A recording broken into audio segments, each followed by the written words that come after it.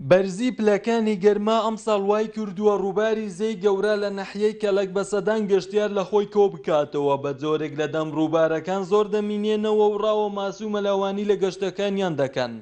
ئەوی گەشتیارانی دڵگران کردووە نەبوونی هێمای ئاگادارکراوەکان و تیمی فێریاکەوتنی خێرا و خراپی ڕێگایەکەیە.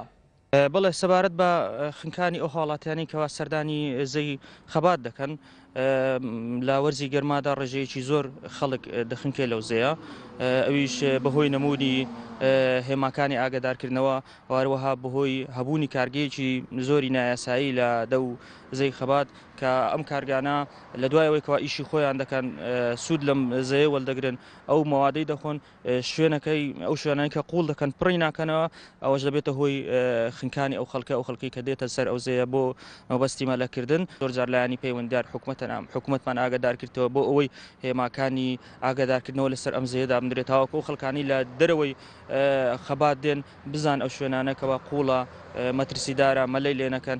بەڵام بەداخەوە تا ئێستا نەتواندرا بە شێوەیەکی پێویست هێمای ئاگادارکردنەوەدا بندرێت، هەروەها بەپێی ئەو زانیارێنی کە بەدەست ئێمە گەیشتووە تا ئێستا زیاتر لە 30 کەس لەو زەیە خنکایە ئەو خەڵکانی کەوا لە دەروی خەباتاتنەوە هەندێک خەڵکی ناو خەبات و هەروە خەڵکی ئاوارەش تێدا لە خنکاوەکە. وەرزەی گەرمایە بۆ کات بەسەربردنێکی شوێنی مەلەوانی، بەڵام داواکارن لە حکوومەتیاریم ڕێگایەکەی چاکەن، هەروە شوێنێکی گەشتاریە زۆر کەسی سەردان ئێرە دەکەن بە تایبەت خەڵکی دهۆک و هەولێر پێویستە ڕێگایەکەمە بۆ چاکەن، هەروە چەندین شوێنی گەشتاری چاکەن. داواکاری کەشم لە حکوومەتی هەرێم بە تایبەت لە قایمقام بنکەیەکی غەواز لەسەر زێدانێن بۆی هەر کاتێک خوانەکە ڕووداوەیەکی خنکان یان شتێکی ئەوها دروست بوو بە زووترین کات ئەو بنکەیە غەواسەکان و بەلەمێکیان زووتر بگاتە سەر شوێنەکە.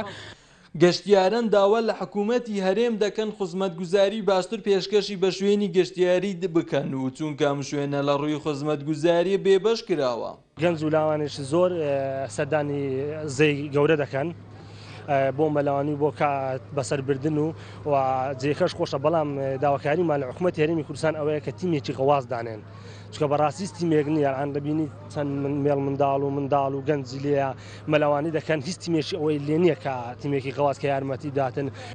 جادەی جوانی لۆ بکرێتن، حەدی قەوتشتی لۆ بکرێت، داروباری لێیە ماشەڵڵا لەخوای بەزیاد داروباری لێیە، بەس حەقۆیە شتێکی جوانی لۆ بکرێتن و بی خەرکە در فەڕعبی لۆ ئێرە دری پێخۆش بی لۆ ئێرە. بەرزی پلەکانی گەرمای ئەم ساڵ وای کردووە ڕووبارەکانی باشووری کوردستان ببنە شوێنی کۆکەرەوەی هەزاران گەشتیار و بۆ مەبەستی کاتێکی خۆش و بەسەربردنی سەردانی شوێنی گەشتیاری دەکەن. محەممەد جەلیل، بادی نانسات، نەحیەی کەلک.